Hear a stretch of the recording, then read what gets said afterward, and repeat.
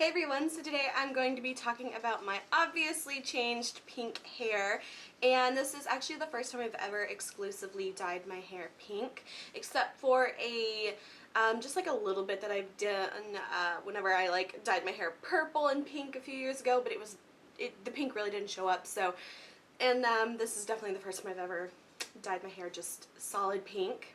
And I have wanted to have pink hair pretty much my entire life, and I was always really afraid to do it, and also I couldn't really do it at all because I have naturally dark hair, and I've had black hair, and I have red hair, and I've had brown hair, and a few years ago I went blonde, and I found that I definitely am able to play with colors a lot more when you're blonde, just because the hair is so light. But I finally got the courage to dye my hair pink, and I will show a video of how I did it and talk about what I used and everything. But I really like how my hair turned out, with a few exceptions which I knew were going to happen anyway.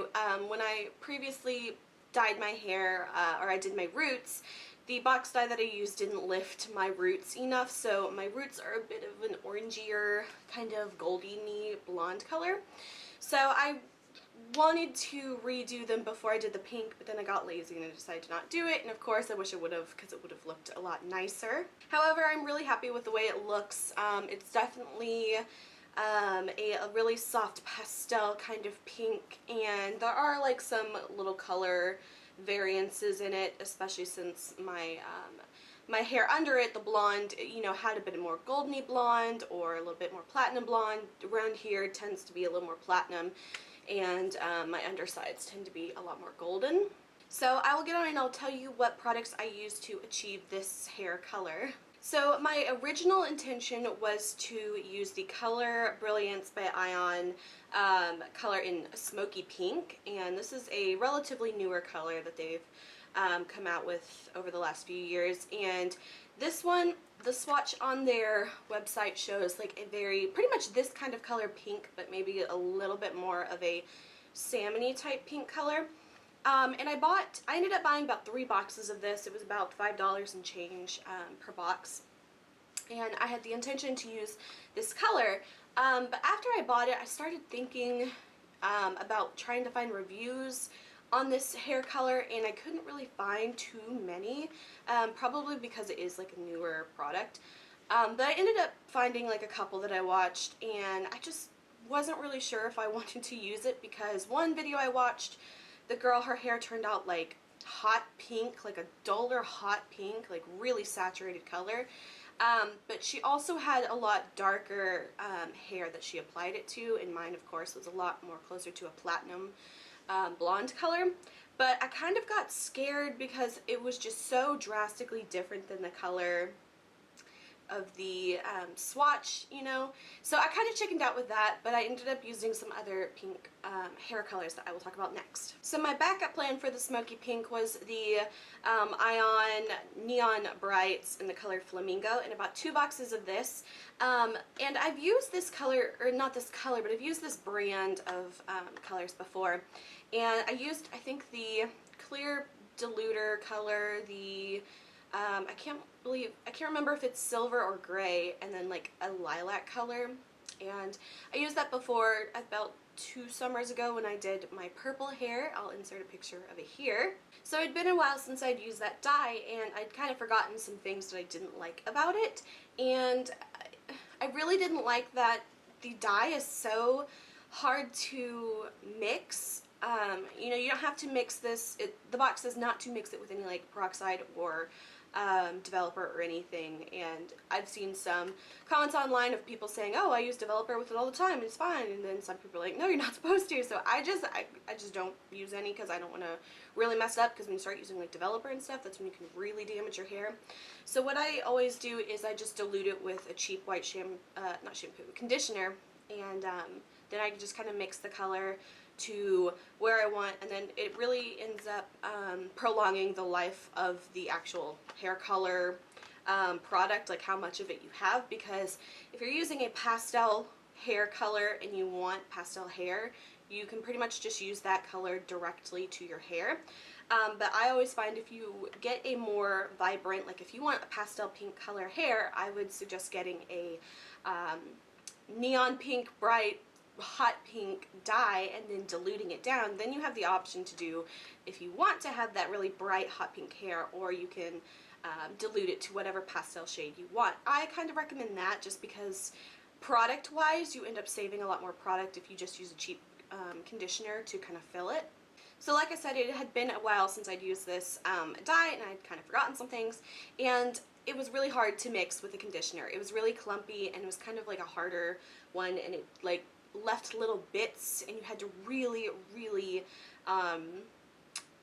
work it into the conditioner. So I really ended up only using maybe about like a tablespoon of this, and I ended up not liking it.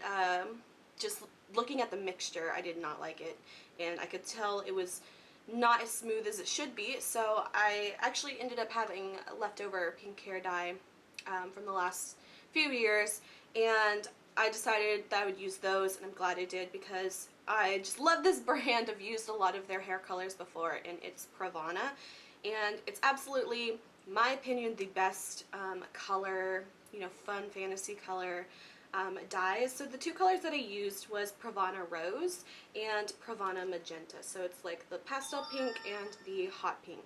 So what I ended up doing was mixing quite a bit of the pastel pink in there, because since this is such a light pink color anyway, I didn't want to dilute it so far to where it ended up being nothing. So I probably used, I really guesstimated and just kind of looked at the mixture as I was going to really kind of create the color, so I can't give you like exact measurements or anything like that. But I really just kind of eyeballed it. I used mostly the rose color, and then I dabbed in a little bit of the magenta color to kind of just vibrant it up a little bit. And I ended up really liking the color that it came out. It's definitely a soft kind of pink color, and like I said, there are a bit of like areas where the color's not as thorough or I guess consistent, which I'm not really, you know, that bummed about or anything, because I knew that would happen, because pastel colors or any color that you dilute, I find personally that it's harder to get a more consistent color than if you were using just straight like full saturation color. Like if I was using this hot ass pink color, it would be really easy to get it a little more consistent, just because it's not as sheer. You know, you're kind of essentially working with like a sheer product. So in like the layers, like about here, you can see I've got a little bit more of like a salmony pink color that kind of just went over the color that was already there. And then at the front here, I have a bit more of that kind of true baby pink color. And my actual intention with the pink hair was to kind of dye it a little bit darker than I would want, because I know pastel colors fade so quickly, and I wanted that really light, subtle pink color to be my sort of final result. So I ended up going a little bit more pink than I would have really wanted, but I like the way it looks, and it's going to fade anyway, so I'm really not going to keep up with the pink hair. I'm just going to kind of let it do its own thing and see where it takes me, and I'll probably take pictures and document what the color looks like maybe like every other day or something, just to kind of create like a chronological timeline of what the pink hair color looks like. So that's pretty much all that I did. As far as the method of applying it, I would mix it in a little bowl with a tint brush, and I would kind of apply it to the hair with the tint brush, and then I would use my hands to blend the color. In the video you'll see I did not wear gloves. That was because mainly the product was mostly conditioner and a tiny bit of color, so it was so pastel, it didn't stain my hands at all. It's just, you know, just pretty much like conditioner really, and you know, my hands are fine, they're not irritated. However, if you are using a more saturated or like bright color, you will definitely want to wear gloves if you care about the appearance of your hands.